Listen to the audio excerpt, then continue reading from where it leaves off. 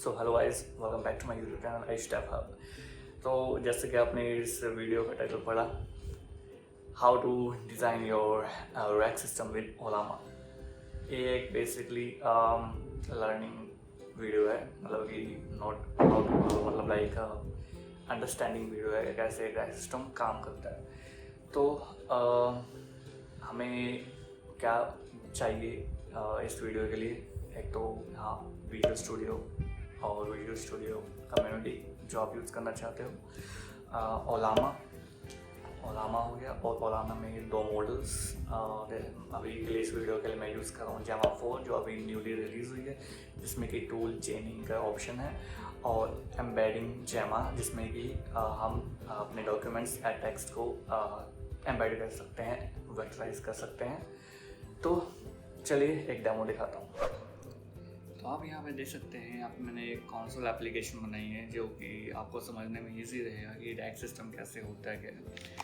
तो rack system को समझने के लिए सबसे पहले ये डायग्राम समझते हैं कि ये आखिर रैक सिस्टम कैसे काम करता है। तो कुछ नहीं, सिंपल है बहुत, कि डेटा सोर्स, डॉक्यूमेंट्स या डेटाबेस कोई भी हो, ठीक है, मतलब डेटा सोर्स होना चाहिए, ठीक है। जैसे कि मान लो कि प्रोडक्ट्स, लिस्ट ऑफ प्रोडक्ट्स हो गया, या किसी फैक्ट्स के ऊपर, FAQ के ऊपर कोई डॉक्यूमेंटेशन, या किसी प्रोडक्ट के ऊपर डॉक्यूमेंटेशन करी गई हो, an number of things will be a data source, okay. तो उस डेटा सोर्स को चंक बाय चंक्स उसे एम्बेड किया जाता है, वेक्टराइज किया जाता है, और उसे एक इन मेमोरी में स्टोर कर लेते हैं, ठीक है, इन मेमोरी डेटाबेस में स्टोर कर लेते हैं। तो वैसा ही सेम प्रोसेस होता है यूज़र के क्वेश्चन का। यूज़र ने क्वेश्चन किया कि what is the price of that product, okay. तो वो फाइंड आउट, वो भी जो क्वेरी है उसको भी एक एम्बेड करेगा मॉडल, सेम मॉडल ही एम्बेड करेगा।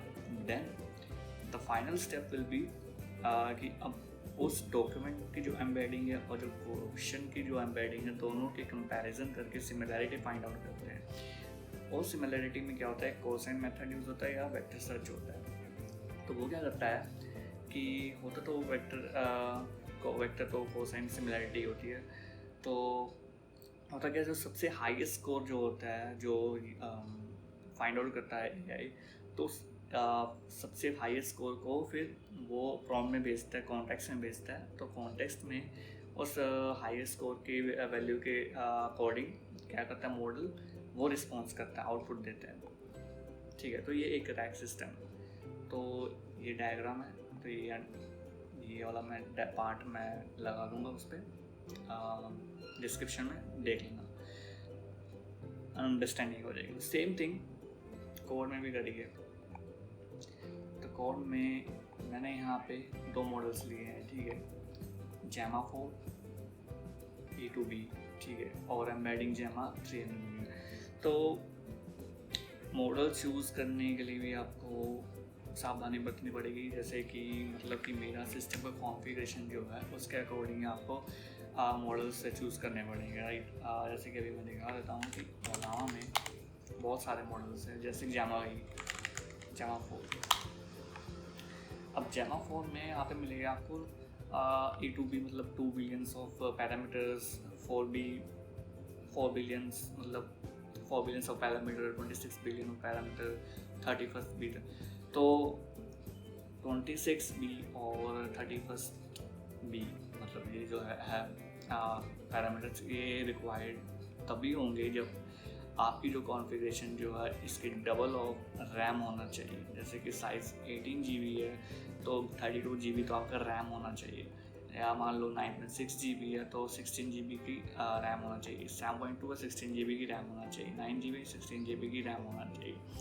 तो ये कॉन्फ़िगरेशन होती है। अगर आपने 18 GB और 20 GB वाले ये 31 और 26 बिलियन पैरामीटर वाला इंस्टॉल कर लिया है, तो आपका वहाँ पे इंटरनल सर्वर एरर दे देगा, क्योंकि उसको रैम, मेमोरी बहुत चाहिए होगी और CPU बहुत चाहिए होगा। जैसे कि आप देख सकते हो कि मेरी कॉन्फ़िगरेशन यहाँ पे 16 GB है, ठीक है, नॉट लेस ऑफ वाट, ये रेकमेंड है लॉन्च करके, ठीक है। ये तो ये एक मॉडल हो गया जैमा 4 और एम्बेडिंग जैमा।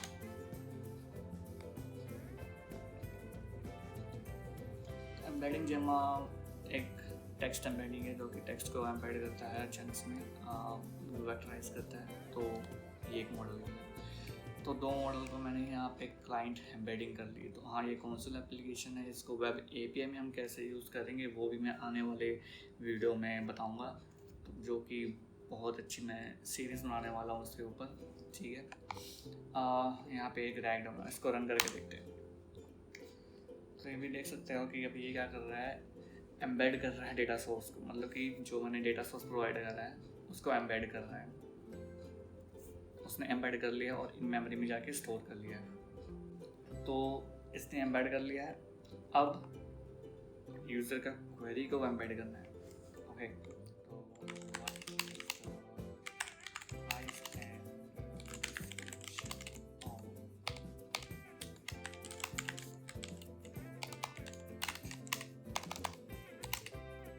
जो डेटा सोर्स है वो एज अ जेसन लिया है, ठीक है, यहाँ देख सकते हो। ये 51 एंट्रीज है जो कि मैंने कॉपी करी है जेसन प्लेस होल्डर से या कोई और डेटा सोर्स से। तो मान लो कि मुझे इसके बाद में फाइंड आउट करना है, ठीक है। यहाँ पे ये एम्बेडिंग करेगा यूज़र की, देन थिंकिंग करेगा। तो मैंने जो जावा 4 है उसमें थिंकिंग मॉडल भी है, मतलब प्रोसेस थिंक भी करता है। देन उसके बाद रिस्पॉन्स देगा, इसको टाइम लगेगा।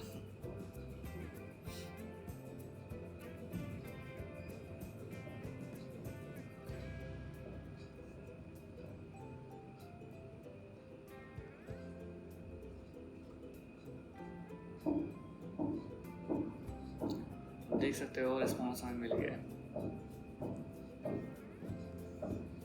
तो final answer is price and description for the classic comfort with jobs are result 1। मतलब कि मैंने टॉप 3 में से उससे जो सबसे हाईएस्ट स्कोर होगा उसको पिकअप करना है, ठीक है।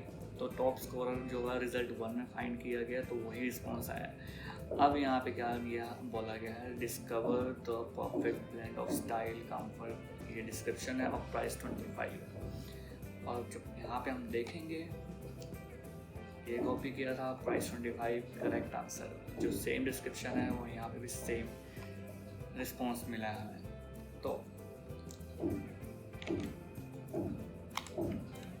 तो ये था एक रैंक सिस्टम पूरा।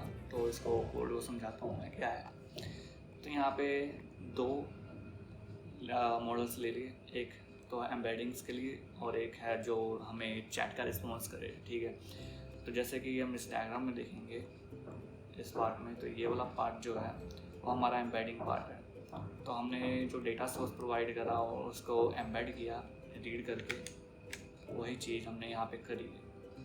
जैसे कि यहाँ पे स्टार्ट एम्बेडिंग डेटा सोर्स। तो यहाँ पे मैंने गेट एम्बेडिंग एक स्टैटिक मेथड बनाया है। तो यहाँ पे ये क्या करेगा कि फाइल एग्जिस्ट करता है कि नहीं करता है, मैंने फाइल पाथ दे दिया था इसका, ठीक है। और उस डेटा सोर्स को क्या करूँगा, मैं रीड करूँगा, उसे फिर डीसीएलएस करूँगा क्योंकि वो जेसन फॉर्मेट में है। तो उसका मैंने एक वीडियो बना रखा है, मतलब एक एंटिटी बना रखी, मॉडल बना रखा कह सकते हो जो यहाँ पे। और इसको मैंने डीसीएलएस कर लिया। इस प्रोडक्ट्स को एक बाय एक करके, मतलब कि array of list of products है ना, तो हर एक लिस्ट ऑफ प्रोडक्ट्स, मतलब हर एक प्रोडक्ट्स को मैं क्या करूँगा, उसकी एम्बेडिंग करूँगा और उसकी एम्बेडिंग को मैं एक लिस्ट में स्टोर करूँगा, ठीक है, वेक्टर मॉडल में। तो वेक्टर मॉडल में देखोगे तो क्या है, कुछ नहीं ज़्यादा, वही है, डिस्क्रिप्शन है, टाइटल है, प्राइस है और आईडी है प्रोवाइड करी गई है, ठीक है, और एक एम्बेडिंग्स है, ओके। और ये कुछ मैपिंग्स के लिए कि इसमें मैप करूँगा, ठीक है। और यहाँ पे मैंने एक रो निकाला, ठीक है, इंडेक्स से, और उस रो की एक एम्बेडिंग कर ली मैंने, उसको पहले सीरियलाइज कर लिया और एक पर्टिकुलर प्रोडक्ट की, फिर उससे फिर वेक्टर मॉडल में डाल दिया, ओके। वेक्टर मॉडल में भी मैं क्या कर रहा हूँ, एम्बेडिंग डाल रहा हूँ एक पर्टिकुलर प्रोडक्ट की, ठीक है। तो वो रिटर्न कर रहा हूँ मैं पूरा, ओके, ये हो गया। और दूसरा मैंने मेथड बनाया है कोसाइन सिमिलैरिटी। तो ये क्या करेगा, फाइनल हमारा जो यहाँ पे देख रहे हो ये वाला पार्ट वो है। तो अभी हमारा क्या हो गया, इतना पार्ट मैंने बताया कि ये हमने डेटा सोर्स कलेक्ट किया और उसे रीड करा और उसके बाद एम्बेडिंग करी, ठीक है। Same thing process, same process है। यहाँ पे यूज़र का क्वेरी लिया, फिर उसे एम्बेड करा। यहाँ पे बताता हूँ, यहाँ पे यूज़र की क्वेरी ली, ठीक है। देन उसके बाद एम्बेड किया, उस क्वेरी को हम एम्बेड किया। देन उसके बाद मैंने क्या किया, वेक्टर डेटा से जो हमने वेक्टर डेटा कहाँ से निकाला, जो हमने जो डेटा सोर्स को वेक्टराइज कर दिया था, ठीक है। वहाँ से मैं मतलब एक ऑब्जेक्ट बनाऊँगा, लिस्ट ऑफ ऑब्जेक्ट बनाऊँगा, जहाँ से मैंने एक आइटम लेना और स्कोर लेना है कि कौन से आइटम ने कितना स्कोर किया है, ठीक है। और वो स्कोरिंग कैसे फाइंड आउट करूँगा, कोसाइन सिमिलरिटी से। कोसाइन सिमिलरिटी क्या कहता है कि भाई सिमिलरिटी फाइंड करो कि डेटा सोर्स और क्वेरी वेक्टर में स्कोर वैल्यू रिटर्न करेगा, ठीक है।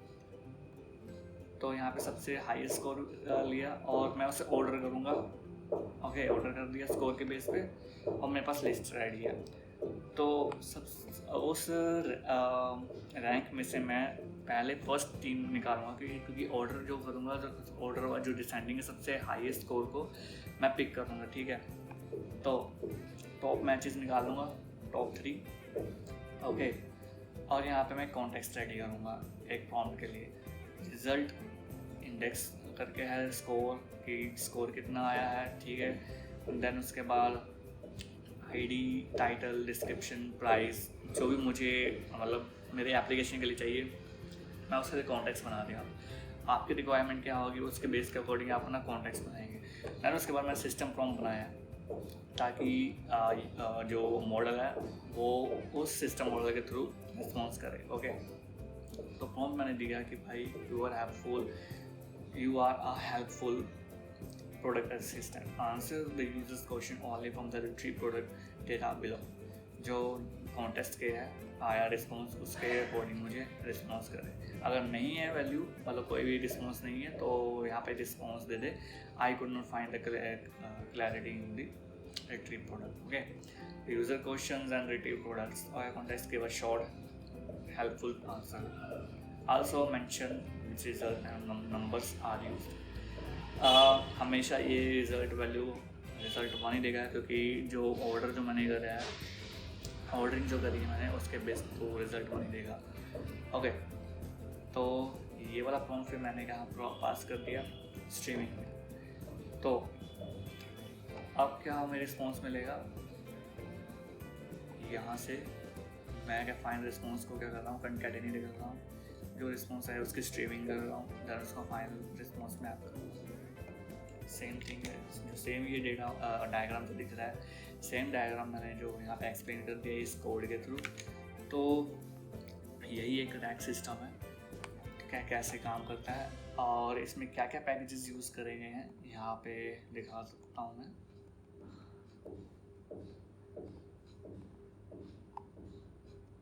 यहाँ पे मैंने न्यूटनसॉफ्ट करा है, ओलामा शार्प यूज़ करा है और न्यूमेरिक टेंसर्स। तो ये कोसाइन सिमिलरिटी फाइंड आउट करने के लिए, ठीक है। तो ये 3 पैकेजेस यूज़ करें।